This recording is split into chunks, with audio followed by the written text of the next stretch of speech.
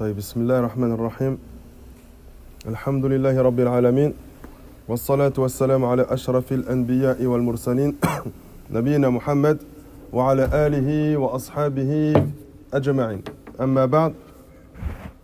Donc dans ce cours d'aujourd'hui on poursuit le tafsir de Surat al-Fatiha.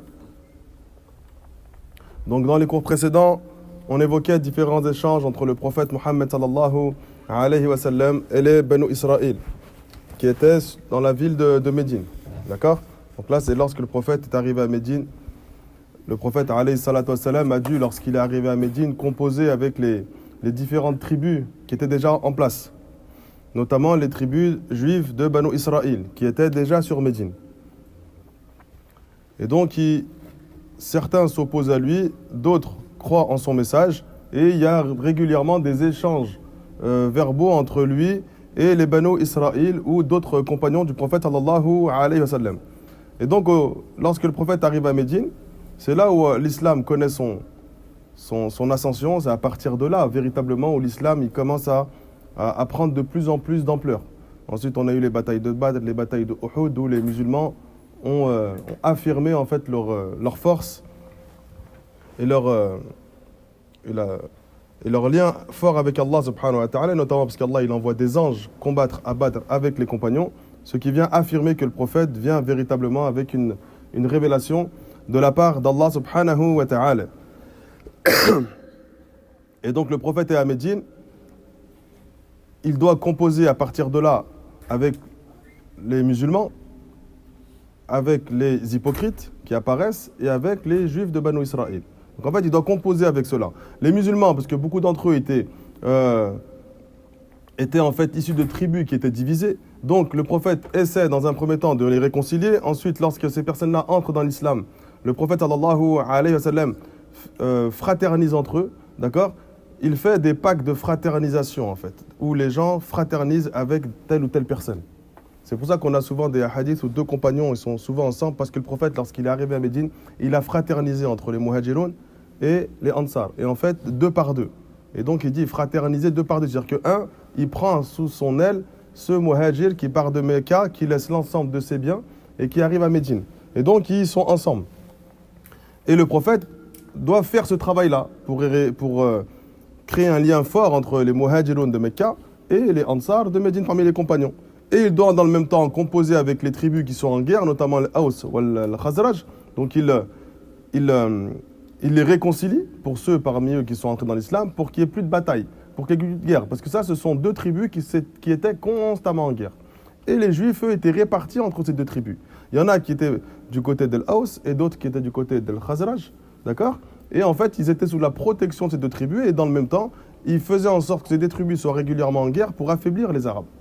Et le prophète sallallahu alayhi wa sallam, lorsqu'il arrive, il réconcilie. Donc en fait, ils n'ont plus cette possibilité d'affaiblir. Il s'aperçoit que les musulmans, en fait, deviennent de plus en plus unis.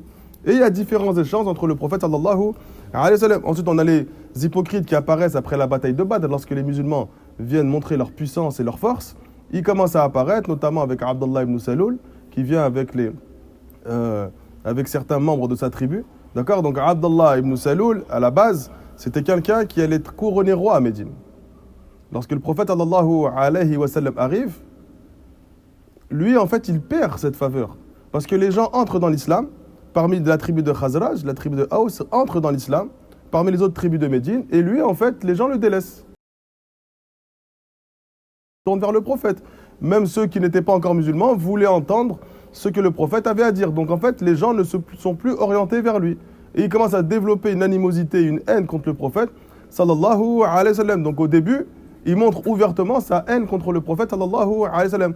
Après la bataille de Badr, il s'aperçoit que les musulmans se renforcent financièrement, politiquement, idéologiquement. Ils se rallient à la cause du prophète, mais de manière apparente. Le prophète savait que c'était un hypocrite, de par la révélation. Mais il ne voulait pas rejeter les hypocrites, il ne voulait pas combattre les hypocrites pour pas que les gens disent que le prophète combat les compagnons.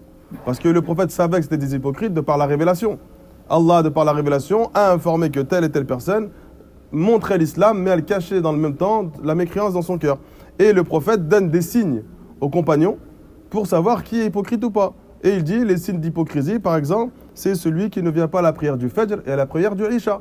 Parce qu'à l'époque du prophète, sallallahu alayhi wa sallam, c'était 2 prières où on les faisait pendant la nuit.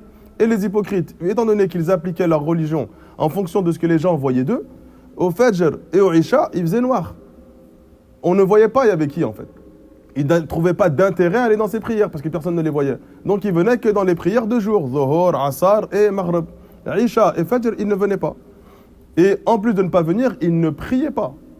C'est pour ça qu'on dit que celui qui ne va pas à la mosquée, il se donne une caractéristique des hypocrites, alors qu'il a la possibilité d'y aller. Il se donne une caractéristique. Pourquoi il n'est pas un hypocrite complètement? Parce qu'il prie quand même chez lui. Eux, ils ne priaient pas en fait. Ils ne venaient pas à la mosquée, mais il n'y avait pas de salat. Au Fajr, ils ne priaient pas. Au Isha, ils ne priaient pas. Celui qui prie chez lui, il se donne une caractéristique. Il leur ressemble. Malgré qu'il prie chez lui tout seul. Mais il se donne une caractéristique des gens qui ont fait preuve d'hypocrisie à l'époque du prophète. Et donc, Abdullah ibn Saloul, il montre son appartenance à l'islam. Il commence à mettre en application de manière apparente les règles de l'islam. Et donc le prophète doit composer avec ces gens-là, parce qu'il sait qu'eux, ils sont hypocrites, et donc ils sont en train, en réalité, d'essayer de faire baisser la garde du prophète et des compagnons pour pouvoir ruser et manigancer contre eux. Et donc ensuite Allah subhanahu wa ta'ala dit وَإِذِ ابْتَلَى إِبْرَاهِيمَ رَبُّهُ بِكَلِمَاتٍ فَأَتَمَّهُنَّ قال إني جاعلك للناس إماما قال ومن ذريتي قال لا ينال عهد الظالمين. Et rappelle-toi quand ton Seigneur a éprouvé ou éprouvé Ibrahim par certains commandements. Donc là, Allah Azza wa Jal, il s'adresse au prophète pour lui montrer que les prophètes qui sont venus avant lui ont été éprouvés. Au début de Surat al-Baqarah, Allah nous parle de Moussa alayhi salam et des différentes épreuves que Moussa a eues. Donc en fait, en évoquant les épreuves des autres prophètes, ça vient réconforter le prophète Mohammed sallallahu alayhi wa sallam. Ça vient lui donner l'information que ce n'est pas le seul à vivre ces moments difficiles. Et l'être humain, il est naturellement comme ça. Lorsque plusieurs personnes vivent la même épreuve, cette épreuve devient plus facile pour lui. Parce qu'il sait qu'il n'est pas le seul à la vivre. Et donc, il a l'impression qu'il peut se serrer les coudes avec telle ou telle personne. Si toi, tu vis une épreuve, je sais pas, celui qui a loupé son bac, quand tu vois que ses amis ont loupé son bac, c'est moins grave. Alors qu'il l'a loupé. Mais s'il l'avait eu et que lui, il est le seul à l'avoir loupé, tu sens que la frustration, la tristesse est plus grande. Mais s'ils sont en plusieurs à être dans cette même difficulté, dans ce même échec, tu sens que c'est moins grave. Eh bien, toute épreuve suit ce jugement. C'est pour ça notamment qu'Ibn Qayyim, rahimallahu ta'ala, dit la raison pour laquelle Allah Azza wa Jal fait qu'en enfer, les gens seront ennemis les uns des autres, même s'ils étaient proches dans ce bas monde, pour pas qu'ils aient ce soutien moral. En enfer, tout le monde vit la même épreuve, mais personne ne se soutient. Personne n'a l'impression de vivre une épreuve moins dure parce qu'il y a d'autres personnes. Donc c'est une souffrance psychologique en plus d'une souffrance physique. Et donc Allah réconforte le prophète en lui disant que ceux qui sont venus avant toi, parmi les prophètes, ont vécu des épreuves difficiles. Et là, il mentionne notamment 2 prophètes. C'est pour ça qu'ils font partie de Ulul Azm. Les 5 meilleurs prophètes Ulul Azm, c'est ceux qui ont eu le plus de détermination dans leur prêche et notamment le plus d'épreuves. Donc, il commence par Moussa et ensuite il parle de Ibrahim alayhi salam. Et Allah Azza wa Jal dit au prophète, et rappelle-toi quand ton Seigneur il a éprouvé Ibrahim par certains de ses commandements et qu'il a mis en application ces commandements, d'accord? Allah Azza wa Jal, grâce à l'obéissance et à la soumission de Ibrahim alayhi salam, il lui dit, je vais faire de toi un exemple à suivre pour les gens. Ibrahim alayhi salam, il demande à Allah, et pour ma descendance également, ma descendance sera un exemple aussi pour les gens. Et là, Allah Azza wa Jal reprend Ibrahim et lui dit, mon engagement ne s'applique pas aux injustes. C'est-à-dire que je m'engage de faire de toi un exemple pour les gens, et cette règle-là ne s'applique pas pour les injustes. Et donc les différentes épreuves que Ibrahim alayhi salam a vécues, donc on sait que Allah Azza wa Jal, il a demandé à Ibrahim de faire el-hijra, donc il était dans un endroit où il était entre guillemets persécuté, il a été jeté dans le feu. Quand il a été jeté dans le feu, il avait 15-16 ans, Ibrahim. C'était le seul musulman sur terre. Le seul. Il n'y en avait pas d'autres. Il n'y avait que lui. Lui, et après, il y a eu ceux qui l'ont suivi. Donc l'autre, alayhi salam, qui était le neveu d'Ibrahim, son neveu. Et ensuite, Ibrahim, alayhi salam, il n'avait pas d'enfant. Donc il n'y a eu que son épouse qui l'a suivi. Et après, quand son épouse est entrée avec lui, a soutenu, c'était les seuls musulmans sur terre. Allah lui demande de quitter cet endroit dans lequel il est. Et donc il laisse l'autre. Donc l'autre part et lui, il a une prophétie. L'autre, à la base, c'est le seul prophète qui n'a pas été envoyé à son peuple. C'est pour ça qu'il dit, dans les preuves qu'il a vécues, il dit à Allah, j'aurais aimé avoir des soutiens. Pourquoi il dit ça? Parce qu'en fait, il n'a pas vécu dans son peuple. Du coup, il n'avait pas de soutien, en fait. Il n'y a pas de gens avec qui il a grandi qui peuvent le soutenir parce qu'ils connaissent sa sincérité, sa véracité, ou comme le prophète, alayhi salatu wassalam, les gens connaissaient de lui qu'il était quelqu'un de véridique, qui n'était pas connu pour mentir. Du coup, des gens ont cru rapidement au message du prophète de par ce qu'il a montré avant cette révélation. L'autre, alayhi salam, il arrive dans un peuple qu'il ne connaît pas. Et donc, tout le monde s'oppose à lui. Après l'autre, alayhi salam, il n'y a plus eu de prophète qui n'a pas été envoyé au sein de son propre peuple. Après l'autre, il n'y a plus ça. Et donc, Ibrahim, alayhi salam, fait cette hijra. On sait qu'il va en Égypte. Après, il y a le roi d'Égypte qui voit l'épouse de Ibrahim. Il a été éprouvé par le feu. Il a été éprouvé par la circoncision. C'est Ibrahim, alayhi salam, qui a eu le premier ordre de la circoncision. Il a été éprouvé par le fait de sacrifier son fils. Donc, Allah Azza wa Jalla lui envoie des épreuves extrêmement difficiles. Et Ibrahim, alayhi salam, se soumet aux ordres d'Allah. Donc, Allah Azza wa Jalla t'envoie une épreuve. Cette épreuve, tu la vois comme quelque chose qui est mauvais pour toi. Mais au final, tu comprends qu'il y a un grand bien. Et le grand bien, à travers les épreuves que Ibrahim a surmontées et les ordres d'Allah auxquels il s'est soumis, c'est qu'il a fait de lui un exemple à suivre pour l'ensemble de l'humanité. Ibrahim, alayhi salam. Et c'est pour ça que certains ulama évoquent et mentionnent que Allah Azza wa Jalla, lorsqu'il dit dans le Coran, donc il est possible que vous ayez de l'aversion pour une chose et que celle-ci est un bien pour vous. Ou dans le même temps, il est possible que vous aimiez une chose et que celle-ci est mauvaise pour vous, et il te met en garde. Donc les ulama évoquent cela. Il dit Allah subhanahu wa ta'ala, il t'informe que derrière un mal qui est apparent, il est possible qu'il y ait un bien. Et derrière un bien qui est apparent, que tu possèdes ou que tu désires, il est possible qu'il y ait un mal. Donc sois attentif, sois sur tes gardes. Le bien qui te touche peut être rattaché à un mal. Mais toi, tu es tellement émerveillé par ce bien que tu oublies comment l'utiliser dans le khayr. Et quand un mal te touche, derrière lui, il a forcément un bien, ou pour le croyant, un bien. Et toi, tu es tellement dépassé par l'épreuve et déprimé par l'épreuve que tu l'utilises dans le mal. Donc quand un bien te touche, sois sur tes gardes. Ce bien-là, il peut être rattaché à un mal. Fais attention à comment tu l'utilises. Tu l'utilises dans l'adoration d'Allah Azza wa Jal. Mais quand une épreuve te touche, cette épreuve-là n'est pas là pour t'anéantir, elle est là pour te rapprocher d'Allah Azza wa Jal. Donc utilise-la dans l'adoration. Donc le bien ou le mal là, qui te touche, la façon dont tu vas l'utiliser va refléter la punition ou le bienfait en réalité qu'Allah subhanahu wa ta'ala a voulu pour toi. Ensuite Allah dit qala inni ja'iluka lin-nasi imama. Allah Azza wa Jal a fait de toi un imam, quelqu'un qui va être suivi par les gens. Ibrahim dit qala wa min dhurriyyati, ainsi que ma descendance, c'est-à-dire là il demande à Allah une chose dans le sens large, ainsi que pour ma descendance, c'est-à-dire pour l'ensemble de ma descendance, il veut cette faveur pour l'ensemble de sa descendance. Et Allah Azza wa Jalla dit la yanal ahd adh-dhalimin. Cet engagement qu'Allah a pris, il ne concerne pas les gens injustes. Donc Allah Azza wa Jalla, en réalité, il reprend Ibrahim alayhi salam. Et donc il déverse sa miséricorde sur une partie de sa communauté, sur une partie de la descendance d'Ibrahim, et d'autres non. C'est pour ça qu'Allah dit dans le Coran wa barakna alayhi wa ala Ishaq. Nous avons déversé notre miséricorde sur lui ainsi que sur Ishaq. Ishaq, c'est qui? C'est le fils. Ibrahim, il a eu deux enfants, Ismaïl et Ishaq. Et Ishaq, il a eu un enfant qui s'appelle Yaqub. Donc Yaqub, c'est le petit-fils. Wa barakna alayhi wa ala Ishaq. Donc nous avons déversé sur lui sa miséricorde ainsi que sur Ishaq. Wa min dhurriyyatihima, ainsi qu'à leurs deux familles. D'accord? Muhsinun, il y en a parmi eux qui sont bienfaisants, wa zalimun li nafsihi mubin, et d'autres qui sont injustes envers eux-mêmes. Donc là, dans ce verset-là, Allah il informe que dans la descendance d'Ibrahim ou d'Ishaq, il y aura des gens bons et il y aura des gens qui vont dévier. فقد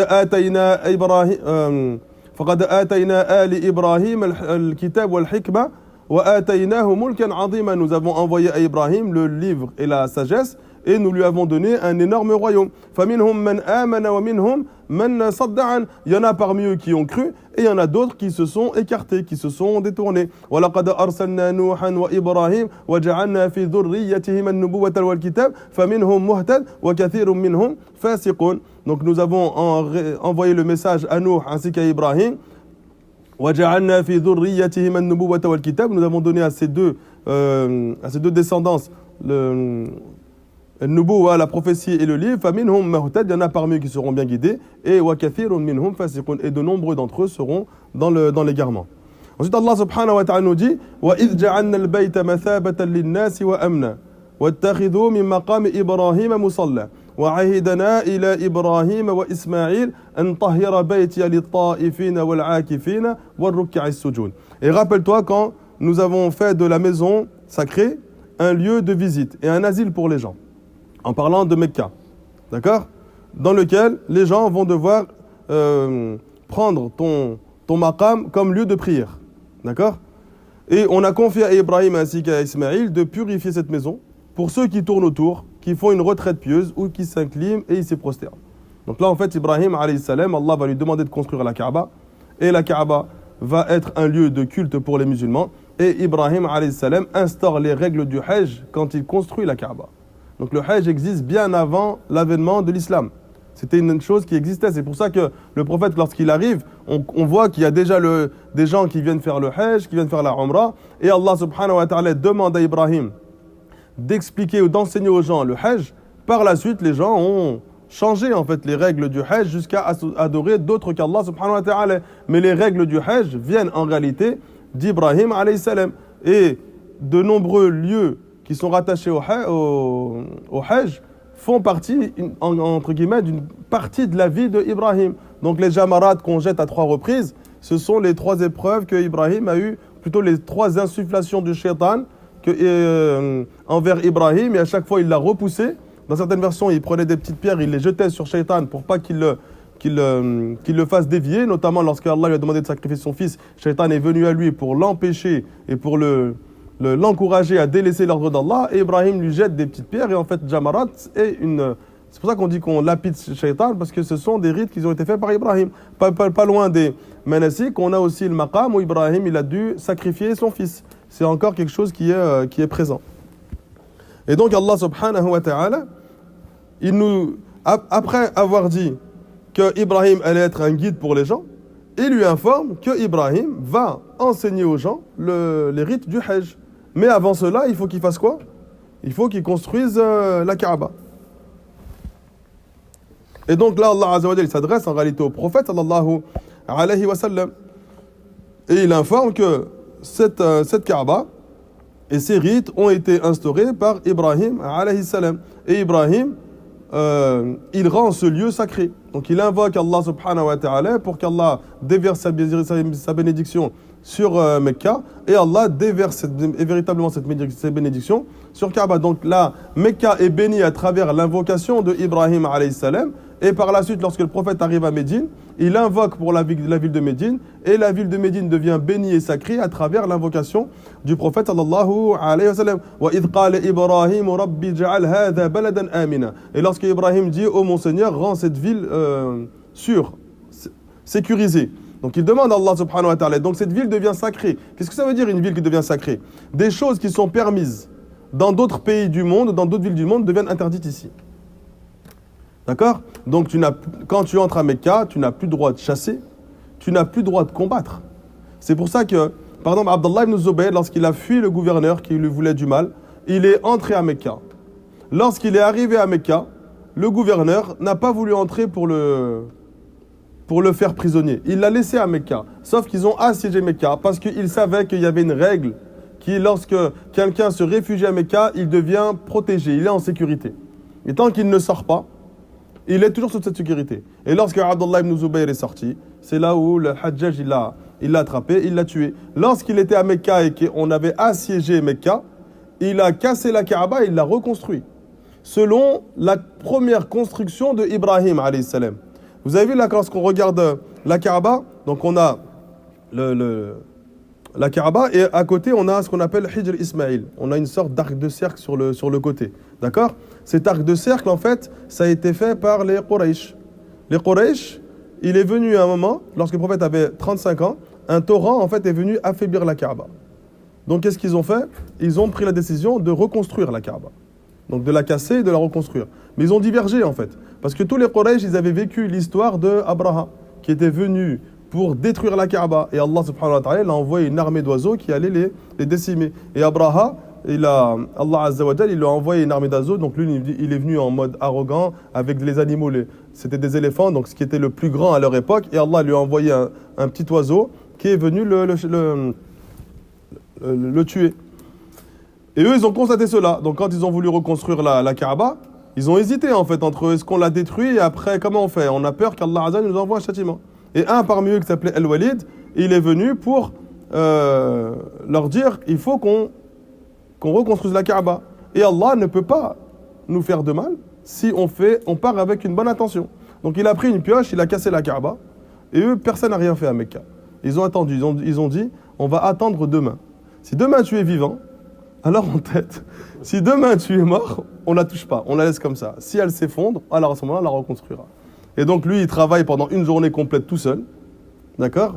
Le lendemain, il revient, il reveut travailler tout seul, ils s'aperçoivent que finalement, Allah Azza wa Jal ne l'a pas châtié, alors il participe avec eux. Sauf qu'à ce moment-là, ils n'avaient pas assez de moyens. Donc, ils n'ont pas pu la reconstruire à la taille qu'elle était initialement.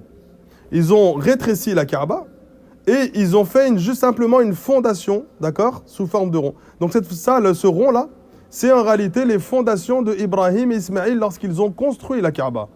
Étant donné qu'ils n'avaient pas les moyens, alors ils ont simplement rétréci et fait cet arc de cercle. C'est pour ça que le prophète par la suite il a dit celui qui peut prier dedans, qu'il prie. Parce que c'est comme s'il était à l'intérieur de la Kaaba. Dans cet endroit-là, si tu pries dos à la Kaaba, ta salat elle est acceptée. Parce qu'en fait c'est comme si tu étais dedans. Allez pas le faire parce que vous allez vous faire... Mais celui qui le fait, éventuellement, il peut. Parce que c'est comme s'il était à l'intérieur de la Kaaba. Lorsque tu pries à l'intérieur de la Kaaba, tu pries dans le sens que tu veux. Parce qu'au final, toi, tu es dans le lieu où les musulmans se dirigent.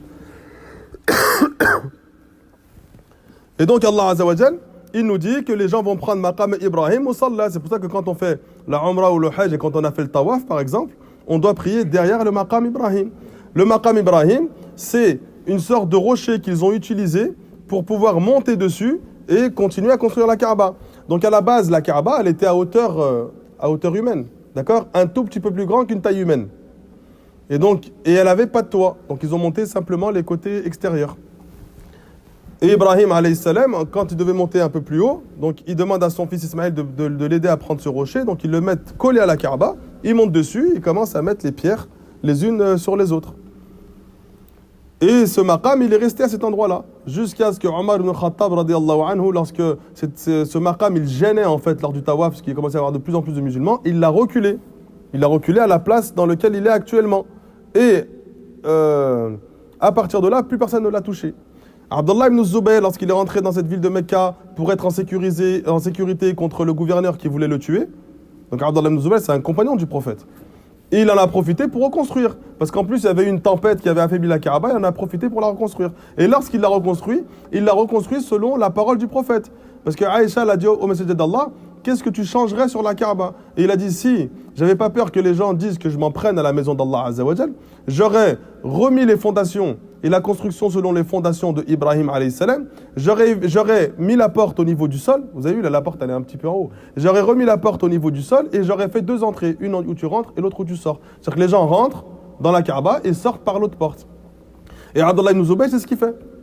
Il change. Lorsqu'il sort de Mecca et que Hajjaj y rentre et qu'il voit qu'il a tout changé, il le prend, il le tue. Après, il envoie quelqu'un à l'imam Malik. L'imam Malik lui dit que le prophète a recommandé de faire ça, il regrette son choix. Mais il a déjà tué le compagnon. D'où le fait de poser la question avant de prendre des décisions. Donc il dit cette idée de prendre Maqam Ibrahim comme un lieu de prière vient de Omar ibn al-Khattab radiyallahu anhu. Omar ibn al-Khattab, il a dit à 3 reprises Allah Azza wa Jal m'a donné la réussite. Donc il a pris 3 décisions où Allah Azza wa Jal a révélé un verset. Et parmi ces décisions, c'est que Omar dit au prophète, si nous prenions le Maqam Ibrahim comme un lieu de prière, c'est-à-dire qu'on fait tawaf, le prophète est celui qui fait 7 tours de tawaf et qui prie derrière le Maqam, il a la récompense d'avoir libéré un esclave. Et Allah Azza wa Jal révèle وَاتَّخِذُوا مِن مَقَامِ إِبْرَاهِيمَ مُصَلَّى à travers la demande de Omar ibn al-Khattab radiyallahu anhu. Et donc là, on s'aperçoit à travers la vie de Ibrahim que lorsqu'Allah subhanahu wa ta'ala t'envoie un ordre ou te demande de faire une chose et que tu la mets en pratique, Allah te récompense d'une manière bien plus grande que l'œuvre en soi ou que l'épreuve en soi. Ibrahim, il s'est soumis à Allah subhanahu wa ta'ala. Allah a fait que toute sa descendance, d'accord, il y allait avoir forcément parmi eux des imams. Après cette invocation de Ibrahim, alayhi salam, tous les prophètes ont fait partie de la famille d'Ibrahim, tous, sans exception. Donc de Ibrahim alayhi salam jusqu'aux prophètes, tous les prophètes ont fait partie de la famille d'Ibrahim. Ce sont ses descendants. Ishaq, qui était son fils, ou Ismaïl. Donc, Ibrahim alayhi salam, il a 2 enfants. Ismaïl, il l'envoie à Mecca. Ishaq, il a d'autres enfants comme Yaqub, et ainsi de suite. Et donc tous les prophètes sont de la lignée de Ishaq en fait. Tous les prophètes. Et Ishaq, il a Yaqub. Yaqub, c'est lui Israël en fait. Quand on dit Banu Israël, les enfants d'Israël, d'accord? Les Juifs sont des descendants de Yaqub, qui sont des descendants de Ishaq et de Ibrahim. Et donc tous les prophètes, tous sans exception, ils descendent de Ishaq et de Yaqub. C'est pour ça que les Juifs, lorsqu'ils sont à Médine, pour eux, c'est sûr et certain que le dernier des prophètes va rester dans cette lignée. Parce que Ismaïl, qui était un autre enfant d'Ibrahim, il n'a pas eu de descendant prophète, lui. Donc de Ismaïl jusqu'au prophète Mohammed, il n'y a pas eu dans sa lignée à lui. Tous les autres, ils faisaient partie de la famille de Ishaq ou de Yaqub. Donc eux, ils étaient persuadés, c'était pas possible que le prophète et le dernier des prophètes ne soient pas un juif. Ça rentrait pas dans leur tête. Parce que Ismaïl n'a pas eu cette faveur. Et en fait, il a eu la plus grande des faveurs au final.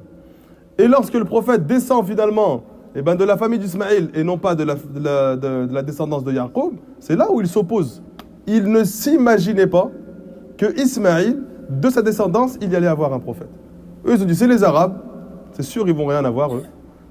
Et tous les autres font partie de notre descendance. En plus, ils ont el-Tawrat, ils ont el-Injil, où Allah il fait l'éloge en fait, de Banu Israël, même dans le Coran. C'est pour ça qu'Allah dans le Coran régulièrement il a dit وَلَقَدْ فَضَّلْنَاهُمْ عَلَى كَثِيرٍ مِنَ الْعَالَمِينَ. Nous leur avons donné une faveur bien plus grande que la plupart des gens dans l'univers. Donc ils avaient cette faveur-là. Et eux, ils étaient persuadés de cela. D'accord? Ensuite, Allah subhanahu wa ta'ala nous dit وَعَهِدْنَا إِلَى إِبْرَاهِيمَ وَإِسْمَعِيلَ أَنْ طَهِّرَا بَيْتِيَ لِلطَّائِفِينَ وَالْعَاكِفِينَ وَالرُّكَّعِ السُّجُودِ. Donc l'objectif de la construction de la Kaaba, c'est d'enseigner aux gens le Hajj et notamment l'unicité d'Allah subhanahu wa ta'ala. Donc ils enseignent aux gens que cette maison sacrée a pour objectif de concrétiser l'unicité d'Allah subhanahu wa ta'ala à travers le culte du Hajj. Donc ils enseignent cela aux gens.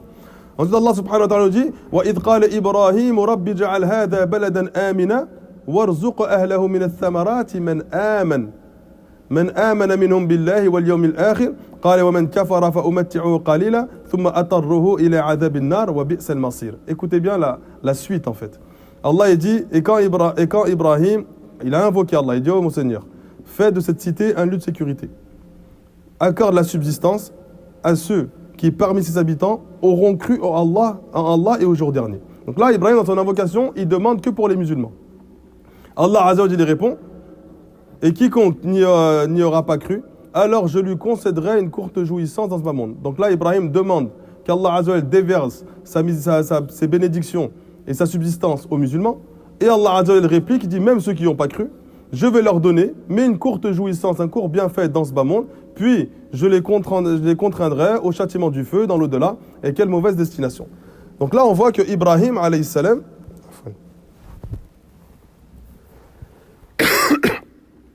Ibrahim alayhi salam, il ne réitère pas, entre guillemets, la même erreur. Au début, lorsqu'Allah Azza wa Jalla lui dit « Je veux faire de toi un imam, un guide pour les gens », et il dit « Pour ma descendance, sur l'ensemble de ma descendance ». Allah il dit « Les injustes n'auront pas cet engagement que j'ai pris avec toi ». Comme si Allah, il le reprend en fait. Ensuite, Ibrahim, il dit « Oh Allah », donc il continue, il invoque en fait. « Oh Allah, accorde ma subsistance ». Et cette fois-ci, il ne veut pas faire la même erreur. Il dit « Qu'aux musulmans, qu'à ceux qui ont cru en toi ». Vu que la première fois, j'ai dit pour tout le monde, tu m'as dit que pour les injustes, ils n'ont pas cette faveur. Cette fois-ci, la subsistance, je la demande que pour les musulmans. Et Allah lui répond, eh bien même les injustes. Pour montrer que lors de la première invocation, ça concernait la religion. Le fait d'être un imam, être un guide pour les gens. Allah, cette faveur, il ne la donne pas aux injustes. La deuxième invocation concernait une chose de ce bas monde. Et Ibrahim ne veut pas réitérer la même procédure, donc il dit que pour les musulmans. Et là, Allah Azza wa Jalla lui dit, même les mécréants, le bas monde, on s'en fiche. La droiture, c'est réservé qu'aux gens pieux. Les injustes, ils n'en sont pas concernés. Mais la subsistance de ce bas monde, même les mécréants, je vais leur accorder. dans ce bas monde une courte jouissance, mais dans l'au-delà, ils n'obtiendront rien. Et donc, dans cette formulation de ces échanges, ou plutôt cette invocation entre Allah de Ibrahim alayhi salam, on s'aperçoit qu'Allah Azza wa Jalla donne une grande importance à tout ce qui touche à la religion et qui donne très peu d'importance à tout ce qui touche à ce bas monde. لو كانت الدنيا تعدل عند الله جناح بعوضة ما سقى منها كافرا شربة ماء. Si ce bas monde, il avait de l'importance auprès d'Allah, ne serait-ce que comment ça s'appelle, la taille d'une aile d'une mouche ou d'un moustique, Allah n'aurait pas accordé aux mécréants ne serait-ce qu'une gorgée d'eau. Si ce bas monde il était important auprès d'Allah, ne serait-ce que la taille de l'aile d'une mouche ou d'un moustique, Allah n'aurait pas donné à un non-musulman sa subsistance sur terre. D'accord? Le prophète sallallahu alayhi wa sallam, un jour, il s'est arrêté auprès d'une bête qui était décédée, qui était morte. Et en plus d'être morte, elle était déjà, dans son apparence, on voyait que même vivante, elle était blessée. Donc elle avait l'oreille coupée et elle avait des membres un petit peu abîmés. Et le prophète s'arrête auprès des compagnons et il leur dit: qui est-ce qui veut m'acheter cette bête pour 1 dinar? Et les compagnons répondent au prophète: mais même vivante, on ne la voudrait pas. Parce que ça se voit qu'elle était malade. Et le prophète, sallallahu alayhi wa sallam, il dit: ce bas monde, ahwanu indallah, il est plus méprisé auprès d'Allah que cette bête l'est auprès de vous. Donc le bas monde auprès d'Allah subhanahu wa ta'ala n'est pas important. Il va donner la richesse à certains. Cela n'indique pas qu'Allah subhanahu wa ta'ala leur veut du bien. Il va donner la pauvreté à d'autres. Cela n'indique pas qu'Allah subhanahu wa ta'ala leur veut du mal. La richesse de ce bas monde n'est pas signe de piété. Inna akramakum indallahi atqakum. Les gens les plus nobles auprès d'Allah, ce sont les plus pieux.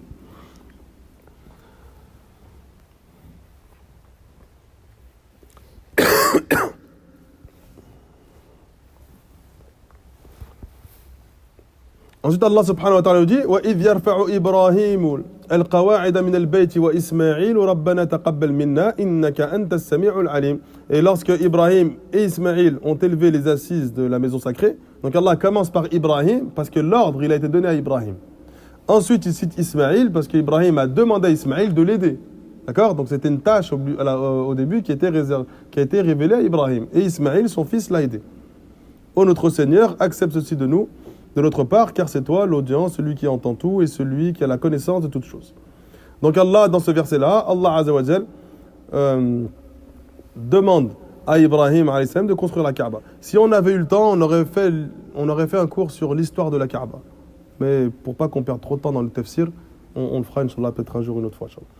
Et donc, Allah subhanahu wa ta'ala demande à Ibrahim, donc Ibrahim alayhi salam commence à construire la Kaaba. D'accord? D'ailleurs, on a des textes où Dhul Qarnayn croise Ibrahim en train de construire la Kaaba. Et il s'adresse à Ibrahim et il lui demande. Et Ibrahim lui dit: c'est un ordre venant d'Allah subhanahu wa ta'ala. Il lui a dit: prouve-le-moi. Et Ibrahim, il avait utilisé 5 catégories de pierres. D'accord? Donc il construisait la Kaaba avec des pierres. Et il y avait 5 types de pierres. Et chacune d'entre elles s'est exprimée auprès de Dhul Qarnayn pour lui dire qu'Ibrahim venait de recevoir l'ordre d'Allah subhanahu wa ta'ala. Et Dhul Qarnayn faisait partie également des prophètes.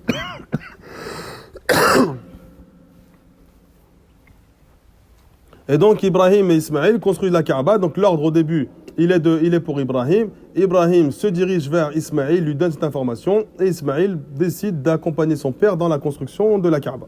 D'accord? Et c'est eux qui ont mis la pierre noire.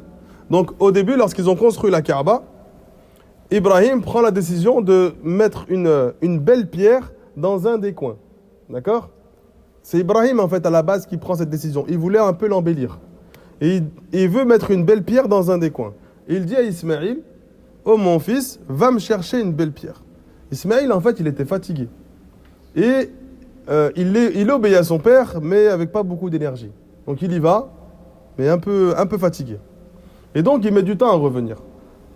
Entre-temps, Jibril descend avec une pierre du paradis et la donne à Ibrahim. Ibrahim la prend, la place, donc il lui fait un socle et il la place au niveau de la pierre noire actuelle. Et lorsqu'Ismaïl revient avec une très belle pierre, il va vers son père, il voit une pierre du paradis qu'il n'avait jamais vue auparavant. Il lui dit: qui est-ce qui te l'a ramené? Il a dit: quelqu'un qui était plus motivé que toi. En parlant de Jibril alayhi salam, parce que lui il est parti un peu fatigué. Et donc à partir de là, cette pierre noire qui était à la base blanche, d'accord, et qui est devenu noir à cause des péchés des fils de Adam, alayhi salam. Donc ensuite ils disent Rabbana taqabbal minna. Donc là, après avoir fait une adoration, une œuvre aimée d'Allah, ce qui est demandé, c'est de demander à Allah qu'il accepte notre œuvre. Donc malgré que ce sont des prophètes, qu'on ne doute pas de leur sincérité, ils demandent quand même à Allah de les récompenser. Donc Rabbana taqabbal minna. Oh Allah, accepte de nous cette œuvre. Innaka antas sami' al-alim. Donc c'est toi qui entends tout. Pourquoi ils disent c'est toi qui entends tout? Ils invoquent Allah et lui disent c'est toi qui entends tout. Et nous on sait que quand Allah Azza wa Jal finit un verset avec ses noms, d'accord? Toujours les noms qui finissent le verset sont en lien direct avec le verset qui est cité. Il y a un message en fait qui est passé. Par exemple, le message le plus parlant, on va dire. Lorsqu'Allah subhanahu wa ta'ala dit Ar-rijalu qawwamuna 'ala an-nisa bima faddala Allahu bihim ba'dahum 'ala ba'd. Les hommes ont une autorité sur les femmes dans leur foyer. Donc Allah Azza wa Jal donne cette information aux hommes. Ensuite, à la fin du verset, Allah subhanahu wa ta'ala dit Inna Allah kana aliyan kabira. Certes, Allah est le très haut et le très grand. Ça, c'est une menace pour l'homme en fait. Allah Azza wa Jal te donne une ascendance. Ensuite, il te donne des règles religieuses pour que, avec cette ascendance, tu n'agis pas de manière tyrannique. Tu agis de manière juste. Si cette ascendance, tu l'utilises de manière juste, celui qui est sous ton autorité va être complètement heureux. Parce que toi, tu appliques les ordres d'Allah Azza wa Jal. C'est comme un gouverneur qui a une ascendance sur toi, mais lorsque c'est un gouverneur juste et bon, tu veux pas qu'il soit pas gouverneur. Parce que tu sais qu'il est juste avec toi. Et donc, tu profites de nombreux bienfaits. C'est comme un père avec son enfant qui se comporte super bien avec lui. Il ne veut pas que le rôle soit inversé. Parce qu'il sait qu'il obtient de lui de nombreuses choses. Donc, si l'homme, il donne à son épouse tout ce qu'Allah lui demande de donner, elle ne voudra pas inverser les rôles. Pourquoi le féminisme, il est apparu? Parce que l'homme, il a utilisé cette autorité de manière tyrannique. Du coup, elles se sont senties lésées. Comment vous avez des droits et nous, on est privés de certaines choses? Alors que les droits pour l'homme et les droits pour la femme sont censés être les mêmes. Étant donné que l'homme a utilisé cela de manière tyrannique, la femme a ressenti le besoin de se révolter. Jusqu'à ce que maintenant, elle veut des choses encore plus grandes que celui des hommes. C'est pour ça que nous, en France, on est impactés par ça. On est entre le tyrannisme des frères et puis le féminisme des femmes. Et après, quand on se marie, on doit composer avec ces deux choses qui sont à la base totalement opposées. Donc l'homme, il utilise cette ascendance de manière tyrannique et à aucun moment il est juste. Et la femme veut absolument sortir de cette emprise, elle devient féministe. Et les sœurs et les frères sont totalement impactés par ça. C'est pas que les autres qui vivent ça. Et donc Allah subhanahu wa ta'ala, à la fin de ce verset, il dit certes Allah est le très haut et le très grand. Pourquoi il dit ça? Il t'informe en fait. Je t'ai donné une autorité.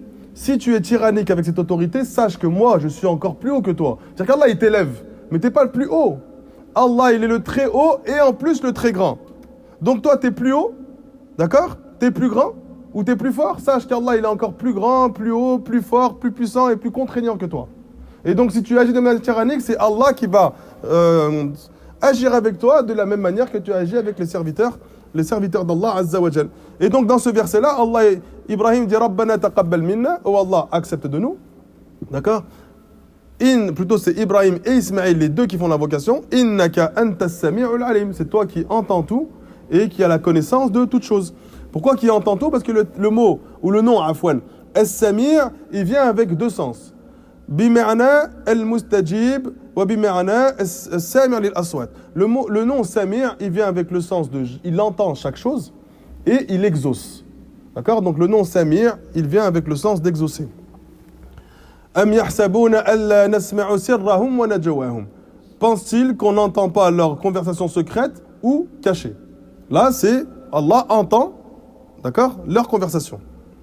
قَدْ سَمِعَ اللَّهُ قَوْلَ الَّتِي تُجَادِلُكَ فِي زَوْجِهَا. Allah a parfaitement entendu la conversation de la femme qui venait se plaindre de son mari. D'accord? Donc ce verset-là, Allah subhanahu wa ta'ala l'informe. Aïcha était présente dans la maison. Lorsque la femme se plaignait de son mari auprès du prophète, elle essayait d'écouter, elle n'arrivait pas à tout entendre. Et Allah Azza wa Jal révèle d'au-dessus de cette sueur qu'il entend parfaitement tout ce qu'elle a dit. Donc là, c'est une véritable écoute. لقد سمع الله قول الذين قالوا إن الله فقير ونحن أغنياء. Allah entend parfaitement ceux qui ont dit qu'Allah Azza wa Jal était pauvre et qu'eux étaient riches. Ça, c'est les Banu Israël qui ont dit ça au prophète Mohammed. Lorsque Abu Bakr radiallahu anhu, il a échangé, quand il est arrivé à Médine, avec un juif.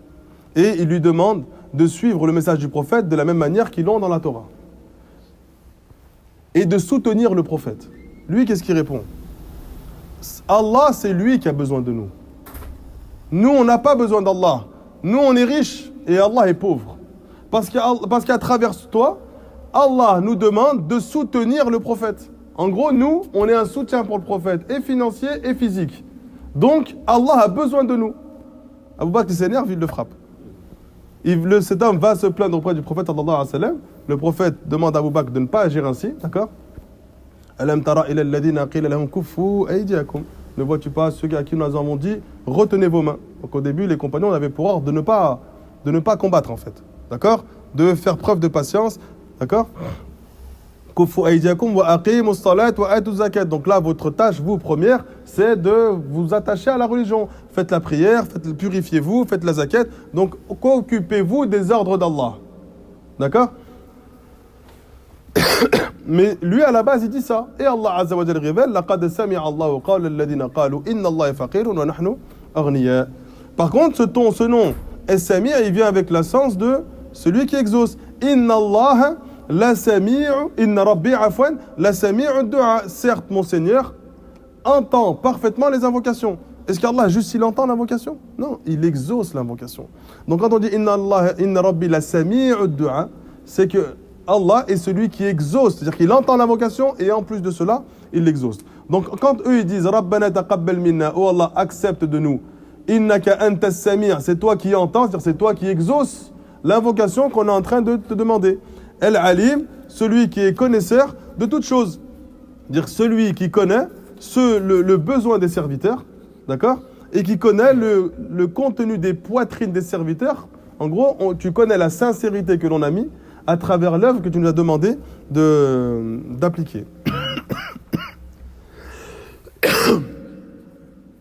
Ensuite, Allah subhanahu wa ta'ala nous dit رَبَّنَا وَجَعَلْنَا مُسْلِمَيْنِ لَكَ وَمِنْ ذُرِّيَّتِنَا أُمَّةً مُسْلِمَةً لَكَ وَأَرِنَا مَنَاسِكَنَا وَتُبْ عَلَيْنَا إِنَّكَ أَنْتَ التَّوَّابُ الرَّحِيمُ. Donc là, Ibrahim et Ismaïl continuent d'invoquer Allah après avoir construit la Kaaba. Et notre Seigneur fait de nous des gens soumis et de notre descendance une communauté soumise à toi. Et montre-nous nos rites, c'est-à-dire les rites du Hajj. Maintenant qu'on a construit la Kaaba, montre-nous les rites que l'on doit faire. Et accepte de nous le repentir. Parce que les rites du Hajj ont pour objectif d'accorder aux croyants le repentir et le pardon d'Allah. Car c'est toi, certes, l'accueillant au repentir et le miséricordieux. Donc là, Ibrahim et Ismaïl continuent d'invoquer Allah subhanahu wa ta'ala. Pourtant, ils demandent à Allah Rabbana wa ja'alna muslimayni lak. Ils auraient pu demander toute autre chose. Ils ont dit, oh Allah, fais de nous des gens soumis, des musulmans soumis. C'était déjà des musulmans, c'était des prophètes. Et pourquoi ils demandent? Pourquoi ils demandent? Oh Allah, fais de nous des soumis. C'est des prophètes soumis. Ils ont prouvé de leur vécu qu'ils étaient complètement soumis à Allah. Qu'est-ce qu'ils demandent en fait? En réalité, qu'est-ce qu'ils demandent? Al-Thabat, de rester ainsi, de rester toute leur vie soumis à Allah, qu'Allah ne change pas la stabilité de leur cœur dans cette soumission. D'accord? Et donc, en fait, à travers cette invocation, ils demandent à Allah al-Thabat, de les raffermir dans cette soumission qu'ils possèdent déjà. Et Cheikh Al-Uthaymin, rahimallahu ta'ala, il nous dit Al-Muslim, man aslama qalbahu lillahi wa jawarihahu. Le musulman, c'est celui qui a soumis son cœur à Allah ainsi que ses membres. Il dit ensuite Islamul jawari hayyin. La soumission des membres, c'est une chose qui est facile. Tout le monde peut y arriver, hatta al-munafiqin, même l'hypocrite, il peut soumettre ses membres. Lakin as-sa'b, ce qui est vraiment difficile, huwa islam. Lakin as-sa'b huwa islamul qalb. Ce qui est vraiment difficile, c'est la soumission du cœur. Et il dit ensuite, le prophète sallallahu alayhi wa sallam a juré à plusieurs reprises qu'une personne n'est jamais véritablement soumise tant que son cœur n'est pas parfaitement soumis à Allah subhanahu wa ta'ala. Donc l'islam, lorsque tu demandes à Allah Azza wa Jalla qu'il t'accorde l'islam, c'est ziyadatu fihi wa thabat alayhi, c'est qu'il augmente ta soumission et qu'il te raffermisse en même temps sur cette soumission. Et tu t'aperçois à partir de là du grand besoin des serviteurs envers Allah subhanahu wa ta'ala, parce qu'Ibrahim et Ismaïl ne font qu'invoquer Allah Azza wa Jalla après leur œuvre. Et à chaque fois, ils utilisent ce nom, Rabbana, Rabbana, Rabbana, ô notre Seigneur, ô notre Seigneur, ô notre Seigneur. Ils veulent qu'Allah subhanahu wa ta'ala exauce et les récompense pour leur œuvre et les raffermisse dans la droiture.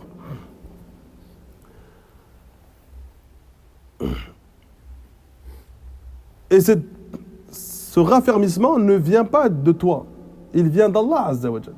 Les prophètes eux-mêmes avaient conscience de cela, qu'ils ne peuvent être fermes dans les différentes épreuves qu'ils vivent, si ce n'est par l'aide et la permission et la volonté d'Allah subhanahu wa ta'ala.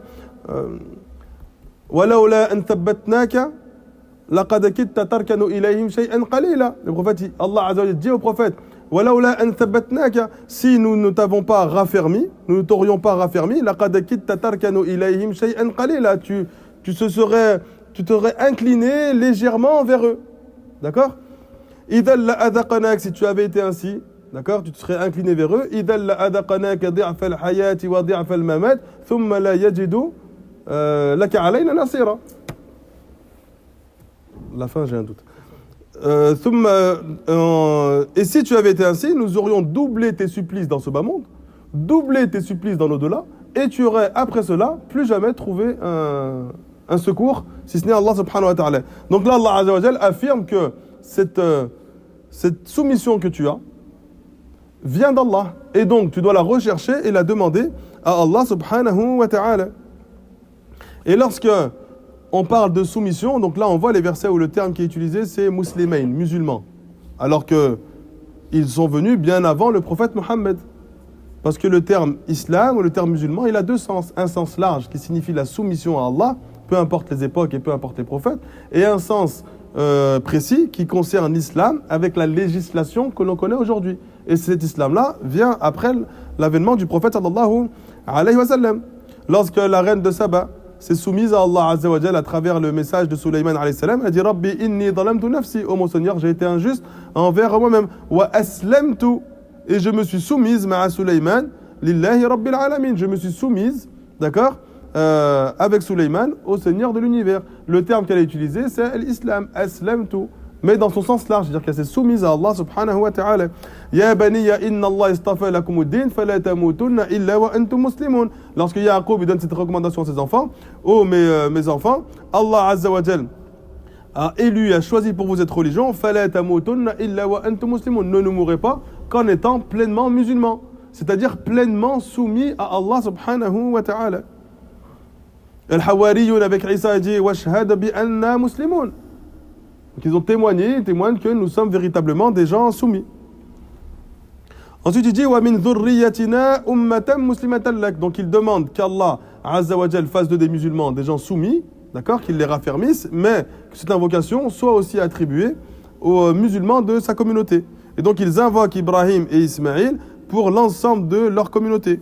Et par la grâce d'Allah, on est tous concernés par l'invocation de Ibrahim alayhi salam. Wa arina manasikana, et montre-nous les rites, c'est-à-dire montre-nous les masha'ir al-hajj, donc les rites du hajj, comment effectuer les adorations, à quels endroits nous devons les effectuer et qu'est-ce qu'il faut dire à travers ces différentes invocations. Donc Allah Azza wa Jal informe Ibrahim de comment effectuer les rites du hajj. Wa tub alayna innaka anta at-tawwabur rahim, et accorde-nous ton repentir, d'accord, car c'est toi l'accueillant repentant et le miséricordieux.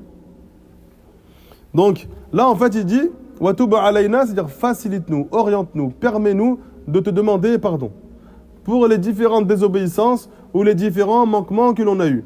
Là ils viennent de faire l'une des plus grandes adorations, qui est la construction de la Kaaba et l'enseignement des rites du Hajj, et ils demandent à Allah qu'il pardonne. Pourquoi?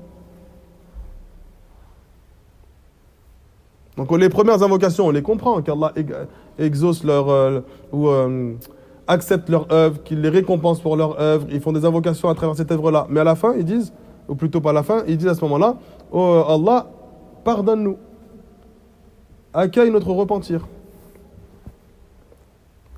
pour les éventuels manquements qu'on a eus pendant cette adoration. Pourquoi après la salat, quand on finit salat, la première chose qu'on dit c'est astaghfirullah, astaghfirullah, astaghfirullah. Tu viens d'adorer Allah. Tu viens d'effectuer l'adoration où il n'y a pas un moment où tu n'as pas évoqué Allah. On ne sait jamais, il y a un oubli. Voilà. Si dans ta prière, tu as eu des manquements, un oubli, des concentrations, tu as pensé à autre chose, tu t'es imaginé une vie de footballeur ou une vie de... Quand on parle de tarawih, tout le monde s'imagine des vies qu'il n'a pas. Tu t'imagines, eh bien à la fin, tu dis astaghfirullah, tu demandes pardon à Allah pour les manquements que tu as eus pendant ta salat. Les distractions, t'as pas été concentré dans ta salat, donc tu demandes pardon à Allah Azza wa Jal.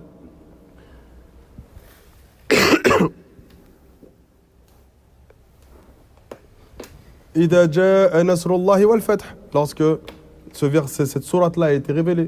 إذا جاء نصر الله والفتح, lorsque le secours d'Allah et l'ouverture est venue, l'ouverture de Mecca. ورأيت الناس يدخلون في دين الله أفواجا, et que tu verras les gens entrer en groupe, les uns après les autres, dans l'islam. Parce que le prophète, vers la fin de la révélation, les gens rentraient en masse dans l'islam. Des tribus entières venaient faire allégeance au prophète. Donc le chef de tribu venait, toute ma tribu est musulmane. L'autre, il venait, toute ma tribu est musulmane. Le roi du Yémen vient, ou plutôt envoie une missive au prophète, on est musulman, on te soutient. Donc ils entrent en islam en groupe. D'accord? Fastaghfir. Fastaghfir, mada. يا ربك Demande pardon à ton Seigneur. Innahu كان توابا kana tawwaba, car c'est lui le fastaghfir bihamdi rabbika wastaghfir innahu kana tawwaba. Donc tu demandes pardon à Allah subhanahu wa ta'ala, tu glorifies Allah pour les œuvres que tu as effectuées, tu demandes pardon à Allah subhanahu wa ta'ala, car c'est lui l'accueillant en repentir. Comment Ibn Abbas, il a compris de ce verset-là que c'était la fin de la révélation. Ce verset, cette sourate, lorsqu'elle a été révélée, certains compagnons ont été attristés. Alors que normalement, ils sont heureux à chaque fois qu'il y a un nouveau verset, une nouvelle sourate, ils sont joyeux. Il y a un nouvel ordre d'Allah, une nouvelle règle, donc ils sont contents. Mais là, ils sont attristés. Il savait que le départ des prophètes est bien. Ils savaient que ça venait annoncer la fin de la prophétie. Parce qu'Allah vient demander aux prophètes de demander pardon. Et eux, ils comprenaient que la demande de pardon se faisait à la fin d'une adoration. Une fois que c'est complètement fini, tu demandes pardon pour les éventuels manquements que tu as eus. Et donc les compagnons comprennent que le prophète sallallahu alayhi wa sallam va finir son message et qu'Allah subhanahu wa ta'ala va reprendre son âme. Peu de temps après, le prophète alayhi wa sallam va à Mecca pour faire le hajj et il meurt 83 jours après son hajj à Mecca. À peu près 83 jours. Ensuite, Allah subhanahu wa ta'ala nous dit ربنا وابعث فيهم رسولا منهم يتلو عليهم آياتك ويعلمهم الكتاب والحكمة ويزكيهم إنك أنت العزيز الحكيم. ربنا وابعث فيهم رسولا. Notre Seigneur envoie-leur un messager parmi eux pour leur réciter tes versets, leur enseigner le livre et la sagesse. Donc la sagesse, c'est la sunna, et les purifier. Car c'est toi certes le puissant, le sage. Donc là, Ibrahim alayhi salam ainsi qu'Ismaïl il demande à Allah Azza wa Jal d'envoyer des messagers au peuple des Arabes. Et c'est pour ça que le prophète Mohammed sallallahu alayhi wa sallam est devenu prophète en partie grâce aux invocations de Ibrahim et Ismaïl. Les prophètes savent la nécessité absolue de l'humanité à avoir un messager parmi eux. Ils savent cela. Donc il dit Rabbana wa ba'ath fihim rasula, envoie-leur un messager. Ils savent qu'ils ont besoin de messagers pour leur montrer le chemin qui mène au paradis et le chemin qui mène à l'enfer. Yatlu alayhim ayatika wa yu'allimuhumul kitab wal hikma. C'est quoi l'objectif du messager? C'est de leur réciter, de leur montrer les signes d'Allah, de leur réciter le livre qui leur a été envoyé, d'accord? Et la sunna qui est suivie avec. Et donc l'objectif de l'islam, c'est d'appeler les gens au tawhid et de les mettre en garde contre toute forme d'association d'Allah Azza wa Jal. Wa anzalna ilayka dhikra litubayyina lin-nas. Nous avons fait descendre sur toi le rappel pour que tu l'expliques aux gens. D'accord? Ou bien dans d'autres versets, wa litunzira ilayhim, et pour que tu les mettes en garde contre les différentes dérives. Donc l'islam, dans son socle de base, il est composé d'appel à la vérité et de mise en garde contre les égarements. Ça, c'est l'islam. Celui qui n'est pas d'accord avec les mises en garde, il n'est pas d'accord avec le socle de l'islam. D'accord? Donc l'islam est venu pour rappeler les gens à la vérité et mettre en garde contre les différentes dérives. Ensuite, il a mis des règles sur comment mettre en garde contre différentes personnes. Mais en soi, c'est une chose qui fait partie de l'islam. D'accord? Donc tu mets en garde contre des croyances, tu peux mettre en garde contre des personnes, tu mets en garde contre tout ce qui est dangereux pour le musulman. Mais cette notion de mise en garde doit être rattaché à ce que les savants vont te demander de faire d'accord, à travers ces différentes mises en garde, notamment lorsqu'elles sont rattachées à une personne. Lorsque la mise en garde est rattachée à une croyance, ou rattachée à une innovation, ou rattachée à un péché, c'est plus ou moins simple. Parce qu'en fait, tu mets en garde contre une œuvre qui est détestée d'Allah Azza wa Jal. Mais lorsque tu dois mettre en garde contre une personne, tu ne peux pas le faire aussi facilement. Parce qu'il faut observer l'état de la personne, l'utilité de la personne, l'égarement qui est rattaché à ce que toi tu as vu de lui, et l'exposer aux savants pour qu'eux te disent, en fonction de la situation de lui, dans l'endroit dans lequel il est, tu mets en garde ou tu te tais. Et c'est pour ça que tu vas trouver certains pays où la mise en garde est très rapide, d'accord? Parce que dans ce pays-là, il y a plein de savants. Si on enlève lui, on peut en mettre un autre, c'est pas difficile. Et des fois, tu vas trouver des gens qui ont des égarements plus profonds dans d'autres pays où on n'a pas parlé sur eux, où les savants n'ont pas parlé sur eux. Parce que lui, il est dans une situation différente. Et du coup, les gens se posent la question, ouais, pourquoi quand c'est là-bas une mise en garde, et lui, il a fait des choses pires, et vous dites rien, parce qu'il y a des intérêts entre vous? Non. L'intérêt, c'est pas ce qu'il y a entre le... C'est pas un intérêt d'argent, en fait. C'est que lui, peut-être, il est peut-être dans un égarement, mais que dans cet endroit-là, il n'y a personne d'autre. Et du coup, on s'est abstenu de parler, parce qu'il faut bien qu'il y ait au moins quelqu'un qui appelle à l'islam. Même s'il a certaines dérives, on va mettre en garde contre ces dérives, mais lui, on va le laisser. Alors que dans un autre pays, par exemple, on prend l'Arabie Saoudite, où c'est une machine à savants. Si on en enlève un, ça pose aucun problème dans le pays. Il y en a plein d'autres. Des meilleurs en plus. Et des plus fermes, des plus stables, et des plus compétents, des plus pédagogiques, avec une meilleure méthodologie. Donc on enlève, c'est pas grave. Il y a d'autres pays où c'est un peu plus compliqué. Du coup, le jugement n'est pas le même. Et tu tombes sur des gens qui comprennent rien du tout. Et tu te dis, ouais, mais pourquoi vous parlez pas là-bas? Oui, mais en fait, c'est pas la même situation. C'est pas du tout pareil. Donc ça, c'est une chose qu'il faut prendre en considération. Et t'en as d'autres qui sont dans un extrême encore plus grand. Ils ont abandonné complètement les mises en garde. Ils parlent que de choses qui ne sont pas des sujets à débat chez les musulmans. Ils parlent que de choses, parce qu'Allah alam, ils ont peur. Ils ont peur des représailles. Quand tu parles d'une chose qui n'est pas un sujet à débat, tu vas jamais te faire critiquer. Parce que tu parles que des choses sur lesquelles les musulmans ils sont tous d'accord. C'est quand tu commences à parler de tawhid, tu commences à parler d'aqida, tu commences à parler des noms, des attributs d'Allah subhanahu wa ta'ala. Tu vas commencer à mettre en avant certaines dérives qui sont rattachées au pays dans lequel tu es, dans la société dans laquelle tu es. Donc tu vas être confronté à un certain groupe de personnes. Si tu commences à parler sur certains sujets, tu vas avoir un groupe de féministes qui va s'en prendre à toi. Si tu parles sur d'autres sujets, tu vas avoir un groupe de musulmans avec la foi faible qui vont s'en prendre à toi. Parce qu'ils ne veulent pas que tu fasses un discours où ils se sentent touchés. Donc il faut que tu lui caresses dans le sens du poil. Et la da'wa, la prédication actuelle va dans ce sens. Il ne faut pas qu'on blesse les gens avec la foi faible. Donc on leur apporte une da'wa dans laquelle eux, ils sont réconfortés. Mais c'est pas ça l'islam. Tu es dans une dérive, on te le montre. On te le montre de la meilleure des manières pour que tu puisses venir vers la vérité. Mais on va pas te dire que tu es le meilleur des musulmans alors qu'on voit de toi plein de péchés. Et on te fait croire que tu peux être un bon musulman. Tu peux l'être, mais là tu ne l'es pas. Comment quelqu'un qui baigne dans la désobéissance peut être considéré comme un meilleur musulman que quelqu'un qui reste à la mosquée? Parce que celui qui reste à la mosquée, un jour il s'est énervé, un jour il a insulté.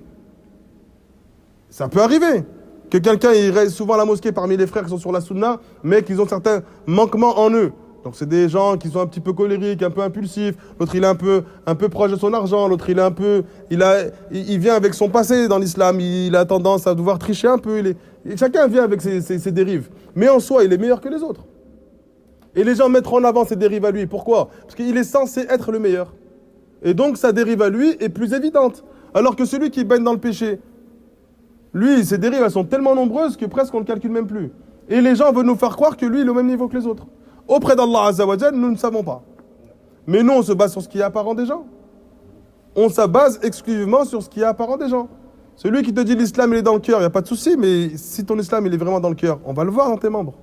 Comment un cœur pur peut être dans un endroit de désobéissance? C'est pas possible. Comment un cœur pur peut jurer sur un autre qu'Allah? Comment un cœur pur peut insulter des gens? Comment un cœur pur peut frapper des gens? Comment un cœur pur peut faire telle ou telle désobéissance? Ton cœur pur indique que tu vas avoir des œuvres pures. Mais si tu ne soignes pas ton cœur, il est possible que tu auras certaines dérives qui sont collées à toi. Le frère, il est meilleur que les autres. D'apparence. D'accord? C'est lui la tache blanche parmi les taches noires. C'est lui. C'est le frère. Et c'est la sœur avec son gilbab. Il faut se cramponner à ça. Les autres veulent vous faire croire que parce que tu as certains manquements, alors laisse tomber en fait. Nous, on est mieux que toi. Et après, ils te sortent l'excuse. Bah, franchement, c'est pour être comme toi, je préfère pas être. Arrête ta faim, t'as pas envie en fait.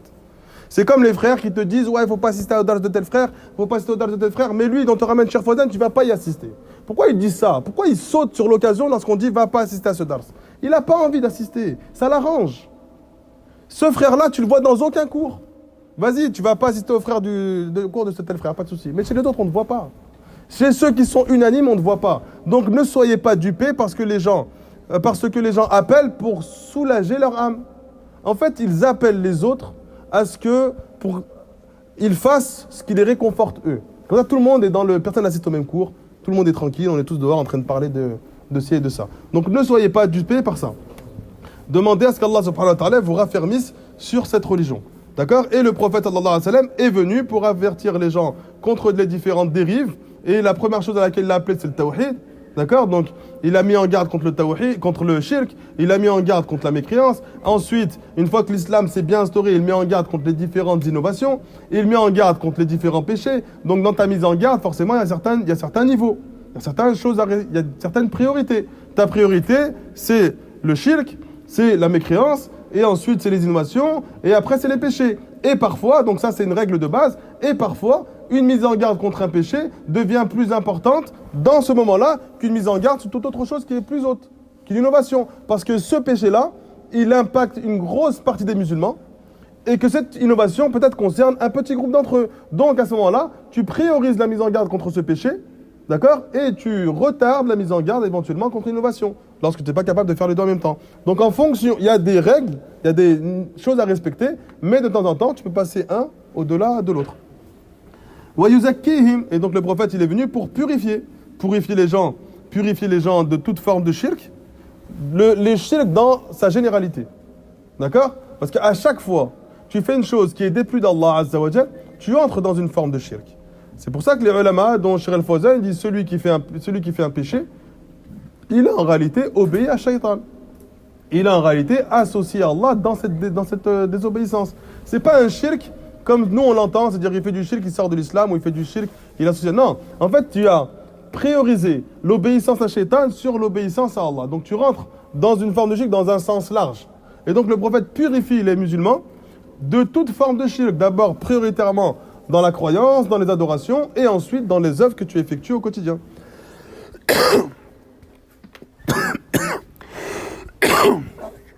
Barakallahu fik. Ensuite, Allah subhanahu wa ta'ala nous dit وَمَنْ يَرْغَبُ عَنْ مِلَّةِ إِبْرَاهِيمَ إِلَّا مَنْ سَفِهَ نَفْسَهُ وَلَقَدِ اصْطَفَيْنَاهُ فِي الدُّنْيَا وَإِنَّهُ فِي الْآخِرَةِ لَمِنَ الصَّالِحِينَ. Qui donc aura en aversion la religion d'Ibrahim, qui est composée de soumission à Allah subhanahu wa ta'ala, il a certes mené son âme à la bêtise, à la stupidité, à l'ignorance, à l'égarement. Car très certainement, nous l'avons choisi en ce monde et dans l'au-delà, et il est certes du nombre des gens de bien.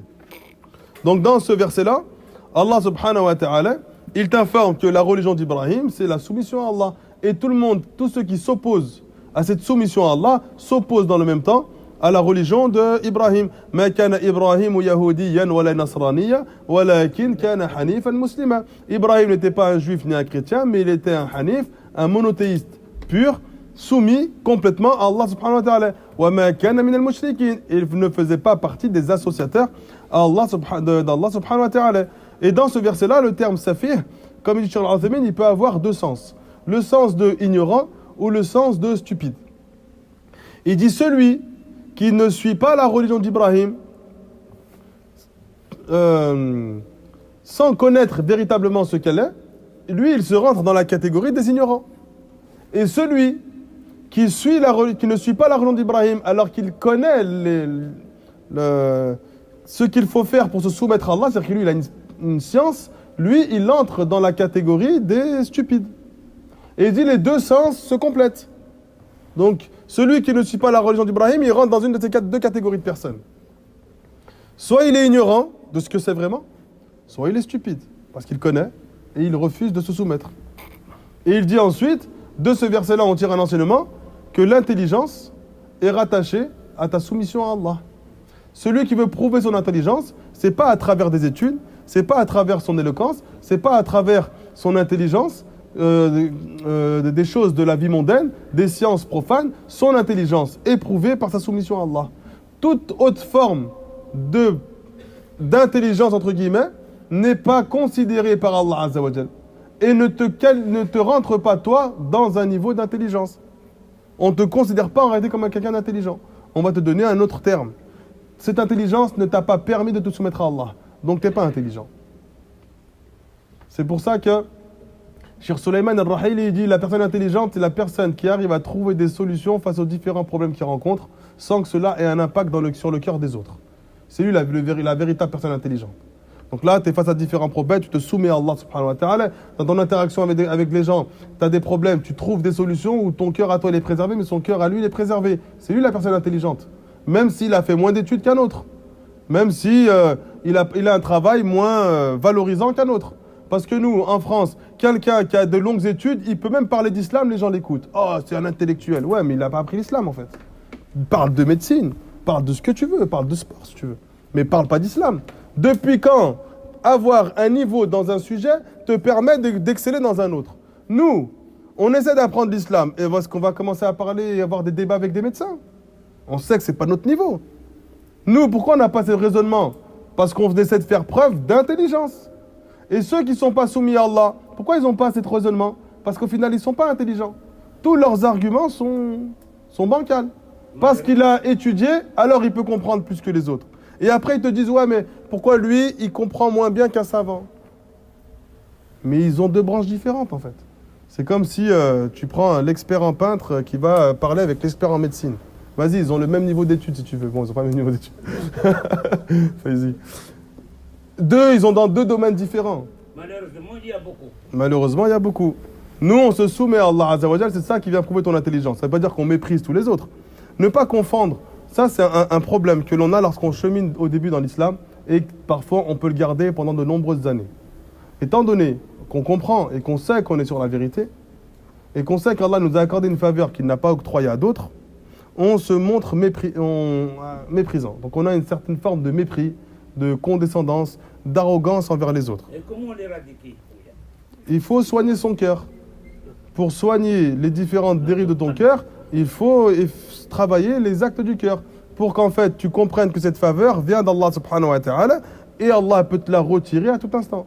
Si tu ne l'utilises pas dans le bien et que tu l'utilises pour mépriser, Allah il t'a donné l'islam, il te donne la plus belle chose que tu puisses posséder. Tu n'as pas fourni d'efforts pour l'avoir, tu es né dans une famille musulmane, ou bien il y a un événement dans ta vie qui t'a permis de te tourner vers Allah Azza wa Jal. Cet événement, c'est pas toi qui l'as provoqué, même des fois c'est des choses que tu ne veux pas vivre. Allah te permet d'être musulman, il te donne cette faveur, il te donne cette grâce à travers les différentes invocations d'Ibrahim, du prophète envers sa communauté. En fait, c'est l'exaucement des invocations de nos prophètes. Pourquoi on les aime tant? Pourquoi on veut autant suivre leur exemple? Nous sommes musulmans à travers tout ce qu'ils ont fait pour nous. Ils ont sacrifié leur vie. Ibrahim a été jeté dans un feu à 15 ans pour qu'on puisse, nous, des siècles et des siècles après, comprendre ce qu'est la soumission à Allah subhanahu wa ta'ala. Il ne se sacrifie pas pour lui, il se sacrifie pour le reste de l'humanité. Et le prophète sallallahu alayhi wa sallam risque sa vie à de nombreuses reprises pour que nous, maintenant, on puisse avoir ce message. Des compagnons sont morts pour ça. Et toi, tu délaisses ce message-là, des gens, ils sont morts pour que tu puisses l'obtenir, et tu vas danser sur les réseaux. Et tu vas délaisser cet héritage de l'islam que le prophète a mis une vie entière à propager. Des gens sont morts pour cela, génération après génération, pour que toi, aujourd'hui, tu puisses avoir le message. Et nous, on est à peine dégoûtés lorsqu'on fait plein d'efforts pour notre enfant, et que notre enfant, il est un peu ingrat et t'es dégoûté. Et puis tu arrives à 50-60 ans, je parle plus à mon fils. Mes frères, il y a des gens, ils sont morts pour que toi, tu aies l'islam, et tu fais pire qu'eux. Qu'est-ce qu'ils devraient dire, eux, sur toi? Qu'est-ce que nous, on devrait dire sur ça? Ton enfant, celui que tu as porté, celui que tu chéris le plus, il suffit qu'il ait un mauvais comportement avec toi pour que tu l'éradiques de ta vie. Parce que, soi-disant, tu as sacrifié une partie de ta vie pour son confort à lui. Mais il y en a, ils sont morts pour ton islam. Et ça, tu n'as pas pris conscience de ça, toi. Tu n'as pas analysé ça. Tu es auto-centré sur toi-même. Il n'y a que ton confort qui compte, en fait. وَلَقَدْ اسْتَفَيْنَاهُ فِي الدُّنْيَا. Et Allah Azza wa Jalla nous dit, nous t'avons élu, nous t'avons choisi dans ce bas monde. On était là?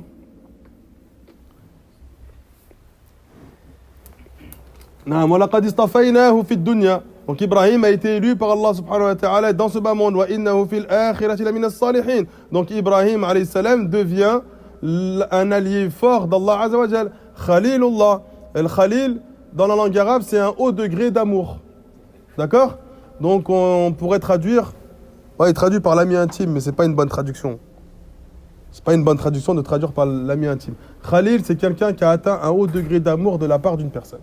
Et donc, Ibrahim et le prophète Mohammed ont eu ces faveurs. Ce sont les Khalilullah, parce qu'ils ont obtenu un grand amour d'Allah Azza wa Jal pour les différentes épreuves qu'ils ont surmontées, cette soumission qu'ils ont eue envers Allah Azza wa Jal. Des fois, ils traduisent par bien-aimé, éventuellement. إِذْ قَالَ لَهُ رَبُّهُ أَسْلِمْ. Pourquoi Ibrahim c'est devenu l'allié d'Allah, le Khalil d'Allah Azza wa Jal? Lorsque Allah lui a dit Aslim, قال أسلمت لله لرب العالمين. Lorsque Allah lui a dit soumets-toi, il a dit directement je me soumets à Allah, le Seigneur de l'univers.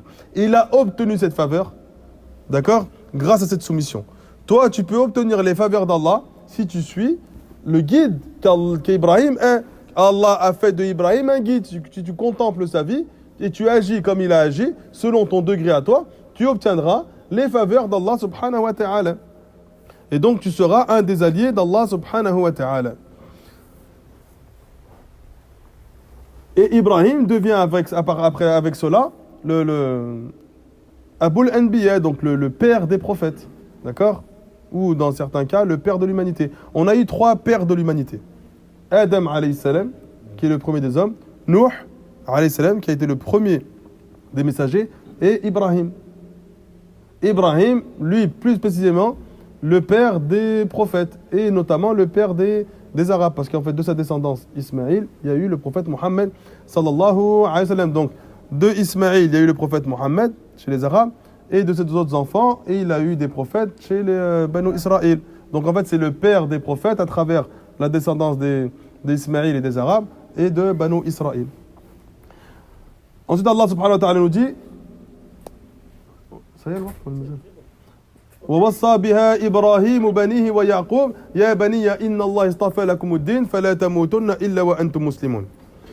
Et cette soumission qu'Ibrahim avait envers Allah, c'est ce qu'il a recommandé à ses fils. De même que Yaqub. Yaqub, c'est son petit-fils.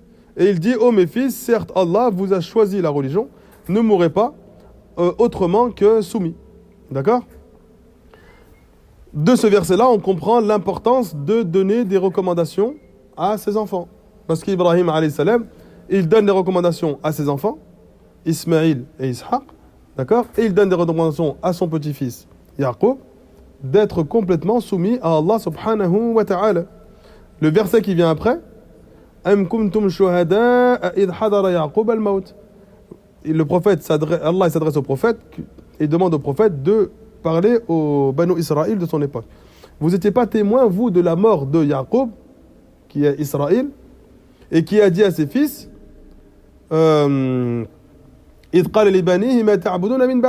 lorsqu'il a dit à ses fils, qu'allez-vous adorer après moi? Pas m'adorez-moi, qu'allez-vous adorer comme divinité après ma mort? Là, ils ont répondu, nous adorerons ta divinité, la divinité de tes pères, Ibrahim, Ismaïl, Ishaq. Et c'est une divinité unique. Ibrahim, il a donné une recommandation à ses fils, Ismaïl, Ishaq et son petit-fils Yaqub. Yaqub, alayhi salam, lorsqu'il meurt, il donne la même recommandation. Donc lorsqu'une recommandation est donnée par un père à son fils et qu'il vit toute sa vie avec, ce sera cette même recommandation que lui va donner par la suite. Et ainsi de suite, de génération en génération, cette recommandation se partage. Et donc il demande à ses enfants d'être complètement soumis à Allah subhanahu wa ta'ala. Et Allah azza wa jal demande au prophète de citer ce verset au Banu Israël parce que eux ils ont été témoins de la dernière recommandation de Yaqub, étant donné qu'ils se réfèrent à Yaqub alayhi salam et que Yaqub leur demande de se soumettre complètement à Allah azza wa jal et que le message du prophète est un message d'Allah, donc soumettez-vous à Allah en acceptant et obéissant au prophète Muhammad sallallahu alayhi wa sallam. Et nous sommes soumis. D'accord? Et donc c'est dans ce verset-là où on voit l'importance de se rattacher à la religion de ses parents lorsque ceux-là sont soumis complètement à Allah.